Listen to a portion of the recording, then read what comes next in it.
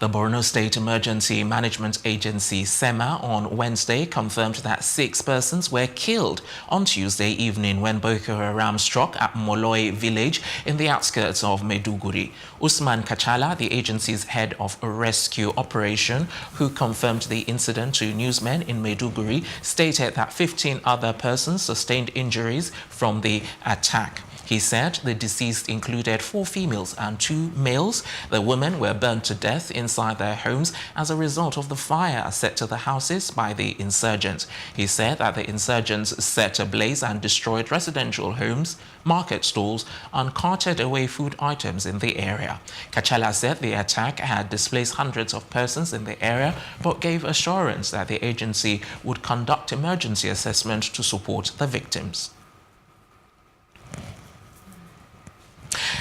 Joining us now in the studio, we have Adenusi Patrick, a safety advocate for Safety Beyond Borders. Thank you very much for joining us. Thank you. Okay, so insecurity crisis is assuming different dimensions on a daily basis. Are you not worried by any chance that, the trends, about the recent trends in recent times? Yeah, well, actually, any well-meaning Nigerian will be worried. Couple of years ago, none of us envisaged what we are seeing now, and quite a lot of people will say that, oh, Nigerians love life, kidnapping, terrorist activities and all of that cannot happen. But right now he's living with us and he's staring us in the face. But the spate in the recent couple of months, they are extremely worrying. Okay, all right. So now suspected bandits have actually killed no fewer than 41 people in Zamfara state, and that was in the past 1 week. Why do you think it's actually difficult to actually curtail this sort of trend? Without mincing word, we're not serious. That's the honest truth. The value of life is very cheap in Nigeria. Government knows what to do. All the killings that has happened so far, the people that are apprehended, how many have they tried? How many has been sentenced? And when we are toying with the lives of the citizens, it makes all of us worried. 41 is a lot of numbers. Not even one. For one alone, we should be worried. 41 in 1 week, no intelligence gathering. The culprits, they have not been apprehended. I mean, no. I think we need to sit down and rejig the security network. Okay. Now, in Zamfara, there's been a state of emergency that has been declared. Do you support this? Well, anything that can be done at this crisis period to bring sanity should be deployed. I think what the thing is, okay, they are restricting movement from one, just like curfew, from a specific number of hours of the day to the other. Now, the other hours that people can move around, I think it's not happening. So it is not necessarily the declaration. What are we doing? What modalities has been put in place? Do we have people who've gone underground to reach out to see how we can get the guys behind this operation? If we are really serious, I think government should do that. Declaring state of emergency, they're all just English. Okay. Now, the IGP, when summoned by the Senate, complained of not having enough manpower and equipment. Do you think this could be limiting factors? Absolutely. I mean, look, we're just not very serious. We forecast and say, okay, there are 150 million Nigerians, there are 180 million, there are 200. Right now, what they are saying, we are 210. If we don't have proper data, how do we plan? Okay, let's even agree that we are 210 million. What's the population of the Nigerian police? About 400,000. That's insignificant. To police 200. Yeah. It's insignificant, and more than half of the 400,000 are guarding a select few. So that the police could do the little that they have done, they need to be commended. So the recruitment of about 10,000 people to join the Nigerian police force, we are still joking. Okay. Do you see any change after the summon? Well, going by the report we heard in the news, the statement from the Senate that they will be increasing the funding of the Nigerian police. Those are one of the things that needs to be done. But the Nigerian police, they are under-equipped. Look at the police in Lagos and go to Oyo State and look at the police. The police in Lagos, by the Lagos State Security Trust Fund, they've been able to be better equipped than the other police in other states. Those are the things we should see. Vehicles were provided by the state to the police. So right now where we are, governments cannot just do this alone. Private organizations should now be able to come in to support the Nigerian police by donating vehicles, motorcycles, communication gadgets and all of that. But I do expect that if the funding for the Nigerian police goes up, they should be able to acquire more, and we should expect changes. Okay, do you by any chance support the call for security chiefs change in the country? Yeah, well, I mean, in the advanced climb, when things begin to go down the way it has gone down here now, they don't even need to tell them to leave. They resign voluntarily. And why people are still clamoring that, okay, the president should change the guards, is hoping that when new ones come on board, they can come with better strategy. Look at the current acting IGP. Unlike the previous IGPs, when the Senate summon them, they don't go. This has laid a friendly relationship between the police and the National Assembly. They invited him, he went, he spoke to them, and they said, oh, this visit was eye-opening. So in the same vein, the security chiefs, I mean, I think if they don't have new strategies to deploy, then the federal government should change them. Okay, what role would you say like professional safety advocates like yourselves can play in solving the deluge of security crisis in the country? Yeah, one of the things that we have neglected recently in this country is advocacy. Very strong advocacy. Go around. I live in Lagos. Go just feign it that your vehicle broke down.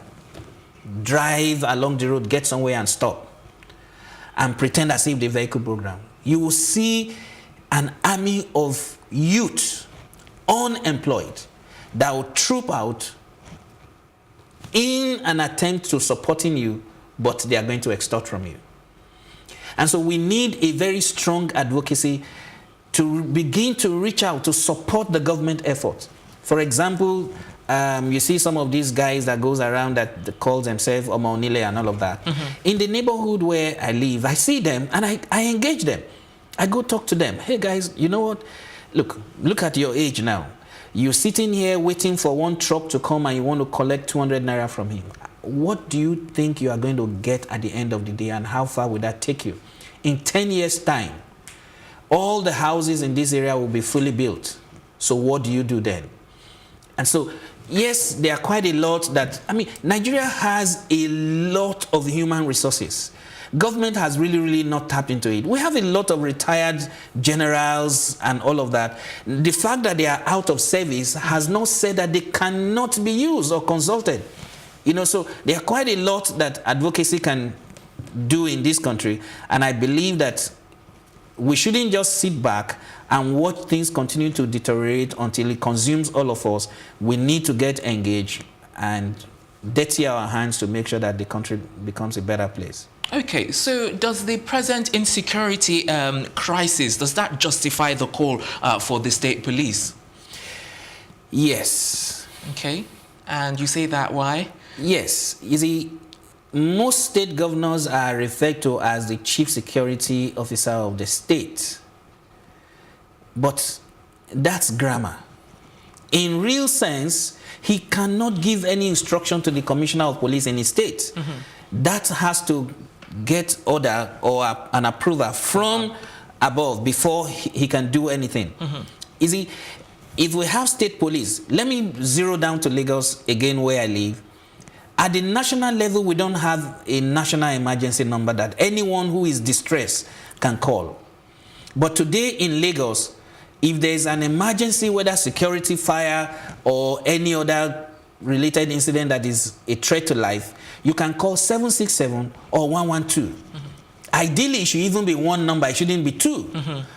112, or currently we are using two numbers in Lagos, 767. At the federal level, where do we have that? So if someone is in Ondo State and they are distressed, what number do they call? So if there is a state police, there is an incident or they suspect movements that are suspicious, there is a number to call. So I think with the 400,000 policemen that we have right now that are grossly insufficient to police Nigeria, the next option will be state policing. Okay. Because if you go to the other climb, federal police does not take care of everything. They have state police, they have the FBI, they have the CIA, county security operatives and all of that. Okay, what would you then say in your own words are the defects in the present system of policing, or what do you think should be done to improve them? Well, first is the Nigerian police that are underfunded. When I was growing up, when you see a policeman, you desire to be a policeman. Today in Nigeria, put 10 policemen together and look at their feet. They wear different types of shoes.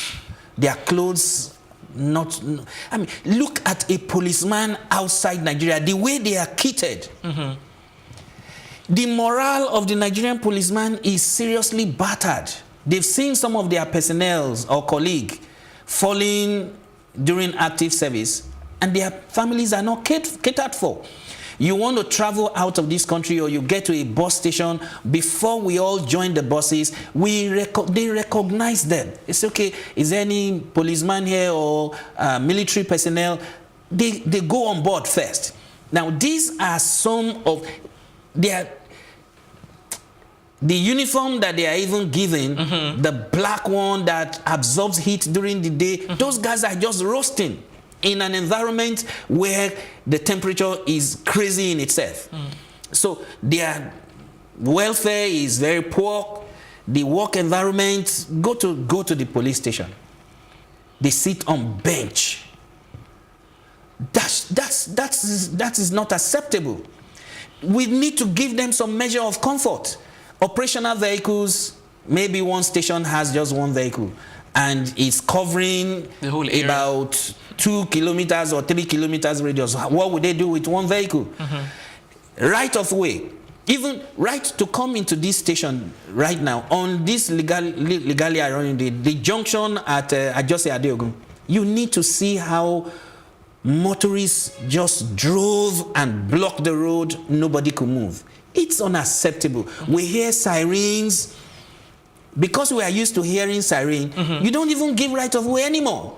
So these are some of the things that needs to change. All right. And there's a major concern that I have, my brother. Okay. You see car plate numbers today all around this country being covered with black piece of material, and the glass of the vehicle is tinted. That's a security issue.